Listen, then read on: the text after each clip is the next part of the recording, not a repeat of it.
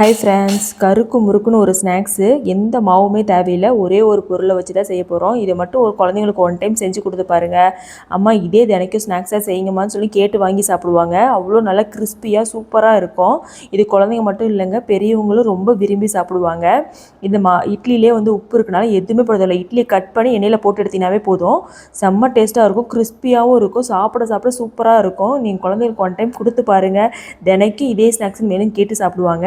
Spices வேணும்னா நீங்கள் மேலே மிளகாத்தூள் சேர்த்துக்குங்க. இந்த 2 மினிட்ஸில் இந்த ஸ்நாக்ஸ் நீங்கள் செஞ்சு கொடுத்துர்லாம். நான் ரீசெண்டாக செஞ்சு எனக்கு ரொம்ப பிடிச்சி போயிருந்துச்சு, அதான் இந்த வீடியோ உங்களுக்கு ஷேர் பண்ணுறேன். இந்த வீடியோ உங்களுக்கு பிடிச்சிருந்தா லைக் பண்ணுங்கள், ஷேர் பண்ணுங்கள், சப்ஸ்கிரைப் பண்ணுங்கள். தேங்க்யூ ஃபார் வாட்சிங்.